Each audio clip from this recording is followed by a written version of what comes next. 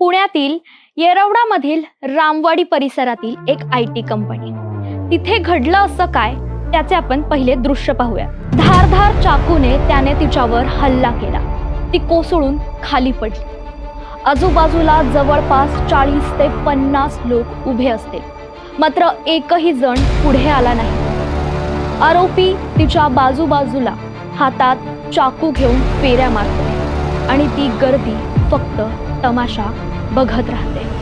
आरोपी आणि पीडिताला एकाच कंपनीमध्ये एक कलिग म्हणून काम करायचे.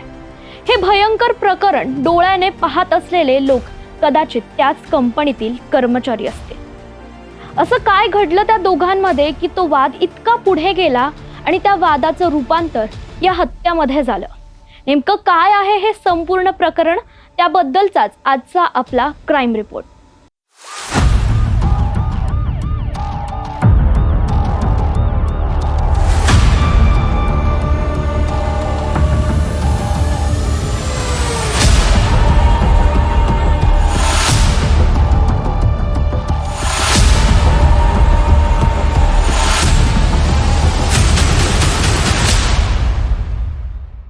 नमस्कार, मी साक्षी पांचाळ आणि तुम्ही पाहताय न्यूज अनकटचा क्राईम रिपोर्ट हा कार्यक्रम.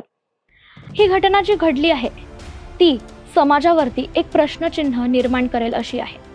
घटना घडतात, हत्या होते, पण आजूबाजूला जे लोक बघत असतात त्यांच्यामधून कोणीही का बरं काही केलं नाही असा प्रश्न या घटनेनंतर उपस्थित होतो.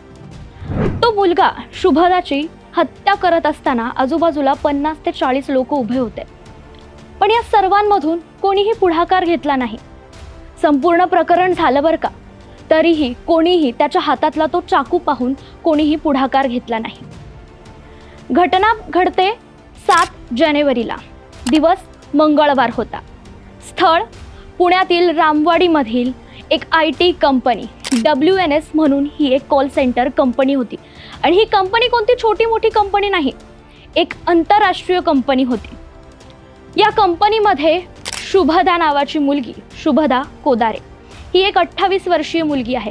ती तिथे एक अकाउंटंट म्हणून काम करायची आणि तिचाच कलिग कृष्णा कनोजा हा UP मधून आला होता आणि तो 30 वर्षाचा होता. तो एक क्लर्क म्हणून तिथे काम करायचा. या दोघांची 3 का 4 वर्षांपूर्वी ओळख झाली असावी. ही ओळख पुढे जाऊन मैत्रीमध्ये बदलली आणि मैत्रीमध्ये शुभदाने सांगितलं की तिच्या वडिलांची तब्येत थोडीफार खालावली आहे आणि त्यांना मधुमेहाचा त्रास आहे, म्हणजेच त्यांना डायबिटीज आहे. डायबिटीजसाठी त्यांना सर्जरी करायची आहे आणि सर्जरीसाठी तिने पहिले 25,000 ही रक्कम कृष्णाकडनं घेतली. पुढे 50,000 असं करत करत शुभदाने एकूण 4 लाखांची रक्कम ही उधार म्हणून कृष्णाकडनं घेतली.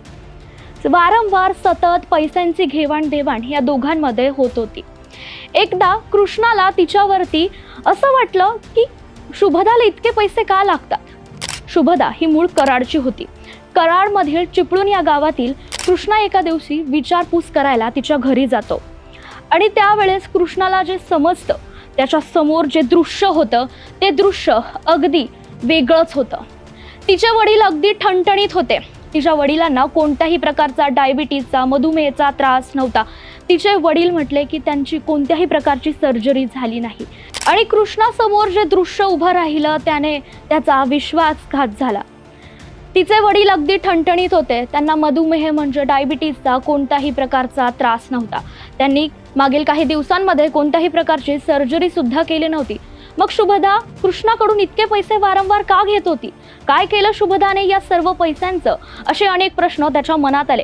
विश्वासघात केलाय शुभदाने याबद्दलचा बदला घेण्याचा विचार कृष्णाने केला आणि या विचारामध्ये त्याच्या डोक्यात एक संताप निर्माण झाला. या संतापानंतर तारीख होती 7 जानेवारीची. त्या दिवशी शुभदाची जी ड्युटी आहे ती संध्याकाळची होती. 6:30ची तिची ड्युटी. शुभदा 6:15ला ऑफिसच्या पार्किंगमध्ये पोहोचते. आपल्या एका मैत्रिणीसोबत ती थोड्या वेळ गप्पा मारत होती. आजूबाजूला अनेक लोकांचा घोळका उभे होता. ते सुद्धा एकमेकांशी बोलत होते. गप्पा टप्पा चालू होत्या. ऑफिसला जायला अजून थोडा वेळ आहे म्हणून शुभदा अशीच थांबली होती. कृष्णा तिच्या बाजूला आला. दोघांनी एकमेकांकडे पाहून एक स्मित हास्य सुद्धा केलं. मात्र अचानक कृष्णाने त्याच्या हातातला तो किचन नाईफ जो आहे तो चाकू काढला आणि तिच्या उजव्या हातावरती जोरदार वार केला. तिथे उभी मंडळींना एवढं तरी समजलं होतं की तिच्यासोबत काहीतरी घडलंय, इथे काहीतरी घडलं आहे. मात्र कोणीही पुढाकार घेतला नाही, कारण कृष्णाच्या हातातलं तो चाकू पाहून सगळे भयभीत झाले. त्याचा एक व्हिडिओ आपल्या सर्वांच्या समोर आहे. तो व्हिडिओ तुम्ही बघू शकता. त्या व्हिडिओमध्ये थेट दिसतंय की व्हिडिओच्या उजव्या बाजूला जवळपास 15 ते 20 जण आहेत, दुसऱ्या बाजूला 30 जण आहेत. कदाचित हे सगळे त्या कंपनीमधलेच कर्मचारी असतील. कोणीही पुढाकार घेतला नाही. त्याने वार केला, ती कोसळून खाली पडली आणि त्यामध्ये दिसतंय की तिने कसा बसा तिच्या पर्समधला तो मोबाईल काढला. त्या मोबाईलवरनं तिने एक नंबर डायल केला. तो नंबर कदाचित तिच्या मैत्रिणीचा असू शकतो किंवा तिच्या बहिणीचा असू शकतो. त्याने तिच्या हातातील तो फोन हिसकावून घेतला आणि फोन हिसकावून घेतल्यानंतर तोच स्वतःहून त्या मोबाईल फोनवरती बोलायला लागला आणि नंतर त्याने मोबाईल आणि तो चाकू दोन्ही फेकून दिला. त्याच्या हातातला तो चाकू खाली पडताच जणू काही आजूबाजूची जी मंडळी होती त्यांच्यामध्ये जीव आला आणि सगळेजण त्याला लाथा बुक्क्याने मारायला लागले. मात्र कोणीही शुभदाकडे लक्ष दिलं नाही. शुभदा रक्ताच्या थरारात तशीच तिथे रडत बसली होती. तिचा इतका जास्त रक्तप्रतोद झाला होता आणि त्याच वेळेस तिची मृत्यू झाली. थोड्या वेळाने लोकांनी तिला जवळच्याच सह्याद्री हॉस्पिटलमध्ये घेऊन गेले. वेळ झाली होती रात्रीचे 9, 9:15 आणि शुभदाला मृत घोषित करण्यात आलं. या संपूर्ण प्रकरणामध्ये कदाचित त्या गर्दीमधून कोणी जरी बाहेर पडलं असतं तर कदाचित शुभदाचे प्राण वाचले असते. आता कृष्णावरती गुन्हा दाखल तर झालाय, मात्र आता प्रश्न असा निर्माण होतो की आपला समाज चाललंय कुठे. पुणे शहर जे एक सुसंस्कृत शहर म्हणून ओळखलं जातं आणि त्याच दिवशी घडलेली येरवडा परिसरातील अशीच अजून एक घटना.